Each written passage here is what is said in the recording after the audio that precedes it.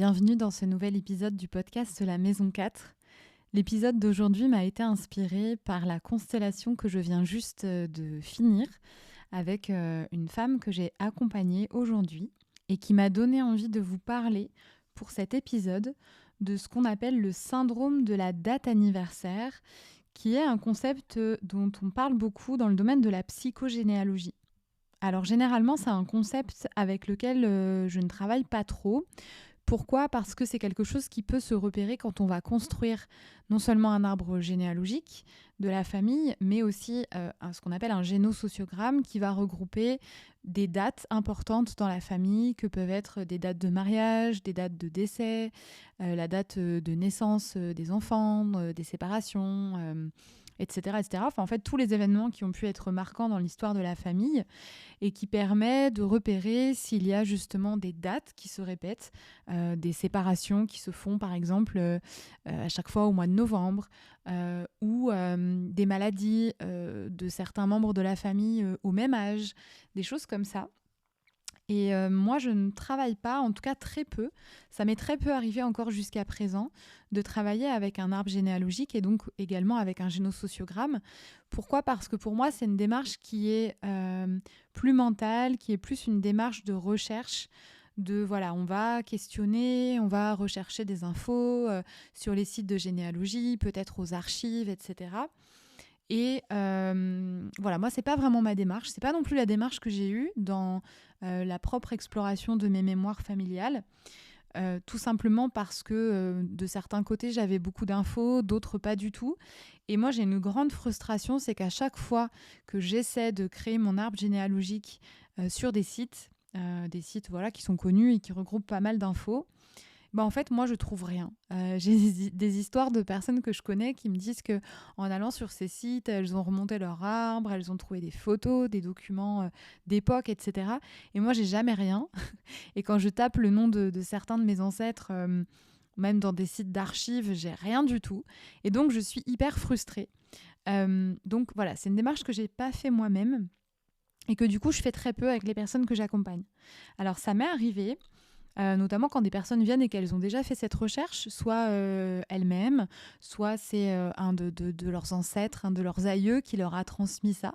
Je me souviens notamment d'une femme que j'avais accompagnée sur 6 séances et en fait dont la grande-tante, donc la sœur de sa grand-mère, avait réalisé vraiment un journal sur l'histoire de la famille pour ses enfants, et donc elle avait aussi avec des photos, avec des dates marquantes. Et dans ce cas-là, ça nous avait pas mal aidé parce qu'il y avait quelque chose qui se répétait justement de génération en génération sans qu'on en puisse en identifier vraiment la source. Et pour le coup, c'était vraiment intéressant d'avoir cet outil-là, d'avoir des dates. Et c'est ce qui nous a permis pour la constellation qu'on a posée de repérer justement une répétition. Mais voilà, ça reste assez rare et sachez en tout cas que si vous travaillez avec moi, c'est pas quelque chose que je vous demande de faire. Si vous l'avez, c'est bien, on peut peut-être s'appuyer dessus, mais sinon, c'est pas essentiel. C'est important aussi pour moi de me dire que c'est pas essentiel dans mon approche, dans mon travail, parce que sinon ça voudrait dire que si on n'a pas d'infos, peut-être parce que on n'a plus personne, ou peut-être même parce qu'on connaît pas nos parents, notre famille d'origine, du coup ça voudrait dire qu'on peut rien faire et qu'on peut pas aller explorer le transgénérationnel, se libérer de ce dont il a besoin. Et je trouverais ça quand même super dommage. Donc voilà, c'est pas un outil essentiel. Cela étant dit, aujourd'hui, lors de cette constellation, en fait, on a fait le lien avec ce syndrome de la date anniversaire, mais à la fin de la constellation, où du coup, ce qui a été vu et libéré dans la constellation, ça m'a fait poser certaines questions justement par rapport à ces dates-là. Alors, déjà, le syndrome de la date anniversaire, de quoi on parle ? C'est l'idée que certains événements peuvent se répéter dans l'arbre familial, de génération en génération. Ça peut être plus ou moins à la même date ou plus ou moins au même âge. Donc on peut parler de rupture de tout ordre, rupture sentimentale, donc des divorces, des séparations, changer de lieu de vie, quitter un travail. Ça peut être aussi certaines maladies, ça peut être en lien avec la maternité, des avortements ou des grossesses non évolutives. Ça peut être des faillites, donc plus dans le domaine professionnel ou financier. Donc le syndrome de la date anniversaire, on en parle aussi comme de la patate chaude qui va être transmise de génération en génération. Donc cette fameuse patate qui n'est pas très confortable à porter et que du coup on n'a pas envie de garder bien longtemps. Donc au lieu de la faire refroidir peut-être, on va la transmettre à la génération suivante. Évidemment, c'est quelque chose d'inconscient. C'est comme ce que je partage quand je vous parle des fantômes familiaux, des loyautés familiales, etc. C'est pas quelque chose qu'on transmet volontairement, évidemment, mais c'est quelque chose qui généralement n'est pas vu et qui va avoir besoin d'être vu.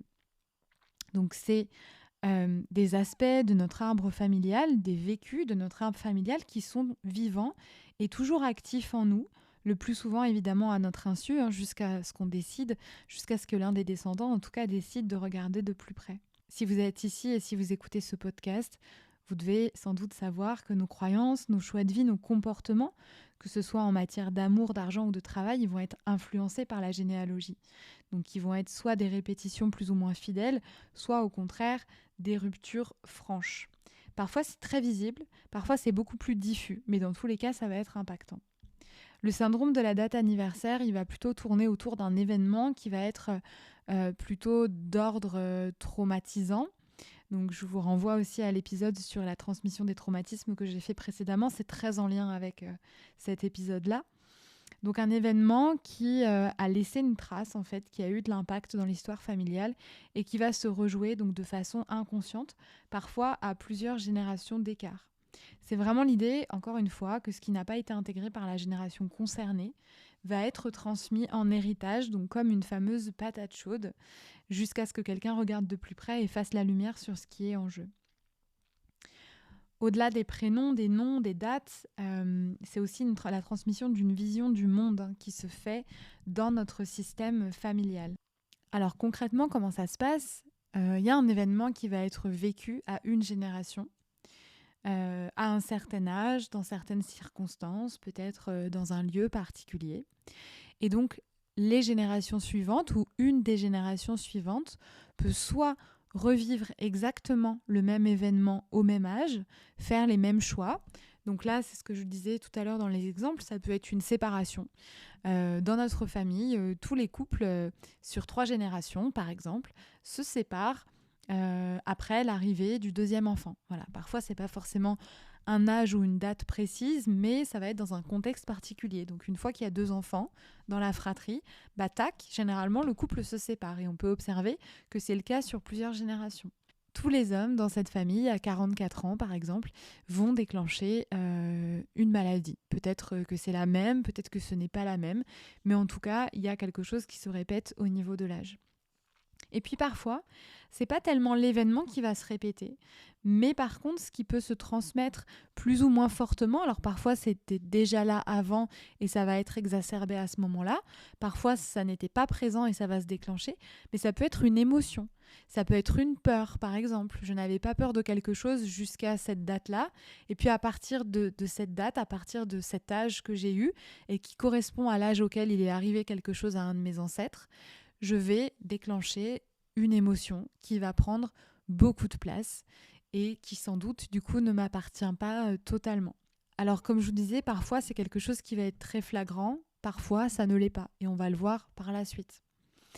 Dans le cas des événements qui se répètent, généralement, ça va être un petit peu plus visible parce que il peut y avoir des mêmes circonstances de décès sur plusieurs générations. Il peut y avoir des mêmes maladies, il peut y avoir des mêmes difficultés financières au même âge, etc. Donc tout ça, ça va être quand même assez visible. Là où c'est un petit peu moins visible, c'est quand on est sur une transmission d'émotions. Parce que du coup, les émotions, on en a tous, donc c'est parfois un peu plus difficile de se dire est-ce que ça m'appartient pleinement ou est-ce que cette émotion, elle prend plus de place en lien avec quelque chose. Et puis parfois, on ne sait pas exactement à quel âge nos ancêtres ont vécu ce qu'ils ont vécu, donc on ne peut pas non plus forcément remonter avec certitude à la source. C'est pas, encore une fois, obligatoire de remonter à la source et de se dire « Ah oui, c'était exactement au même âge » ou « Ah oui, c'était exactement les mêmes circonstances ». En fait, à partir du moment où l'événement en question, cet événement qui sans doute a été incompréhensible, qui sans doute est apparu de façon inexpliquée, de façon brutale, de façon violente, et qui du coup a créé une empreinte, a créé un traumatisme, c'est cet événement-là qu'on va venir mettre en lumière et qui va permettre de donner du sens à ce qu'on vit, à ce qui se répète, qui va dénouer des liens parfois invisibles. Même quand les informations précises ne sont pas disponibles, encore une fois, l'âge, le contexte, etc., l'inconscient, lui, il va savoir à sa manière. Donc à partir du moment où on va poser de la conscience sur ce qui se répète, on va permettre à ce qui a besoin d'être vu, d'être libéré, et du coup de ne plus avoir besoin de se répéter. Donc très souvent, ces événements qui surviennent à des dates anniversaires, ce syndrome de la date anniversaire, c'est en lien avec un fantôme familial, c'est en lien avec un trauma qui est intervenu dans notre système familial. Donc vraiment, tout s'imbrique en fait. J'ai envie de dire, cet épisode, c'est juste une manière différente de vous parler de l'impact du vécu de nos ancêtres par donc ce fameux syndrome qu'on a nommé le syndrome de la date anniversaire. Mais finalement, c'est très lié à ce dont je vous ai parlé dans les épisodes précédents. Donc je suis pas sûre que vous appreniez grand-chose de plus au cours de cet épisode, mais ça peut être une vision différente en fait, de prendre un regard, un recul différent sur notre histoire familiale et de se poser la question si ça fait sens pour vous et si vous avez des infos de ok, est-ce qu'il y a des choses qui se répètent en fait à certains âges. Et devenir conscient de ça, devenir conscient de ce qui se joue, c'est se libérer du coup de ces transmissions, libérer les générations aussi à venir pour qu'elles n'aient plus à porter ce poids-là, qu'elles ne ressentent plus ce que nous on a pu ressentir et qui ne nous appartient pas totalement, et de pouvoir avancer vers nos propres choix de vie. Donc c'est d'une certaine manière choisir la liberté, choisir de voir ce qui a besoin d'être vu pour s'en libérer, pour rendre à chacun ce qui lui appartient, pour rendre à chacun son histoire, ses émotions, et pour se libérer aussi de certaines croyances, parce que ça peut aussi avoir créé un mécanisme dans notre système de croyances qui n'est pas juste et qui nous empêche finalement d'avancer pleinement sur le chemin qui est le nôtre. Donc voilà pour ce mini-épisode, j'ai envie de dire. Les épisodes des vacances sont peut-être un petit peu plus courts que les précédents pour que ce soit plus digeste. Et puis parce que je vais être aussi de moins en moins disponible dans les prochaines semaines. Donc un petit épisode pour vous donner une vision un petit peu différente aussi de comment les choses peuvent se transmettre et de ce qu'il est possible d'aller voir. Le podcast ne prend pas de vacances en août, contrairement à moi. Donc je prépare quelques petits épisodes qui seront un petit peu plus courts que les précédents pour le mois d'août et que vous pourrez retrouver chaque mercredi. Je vous souhaite un bel été, de belles écoutes et je vous dis à bientôt.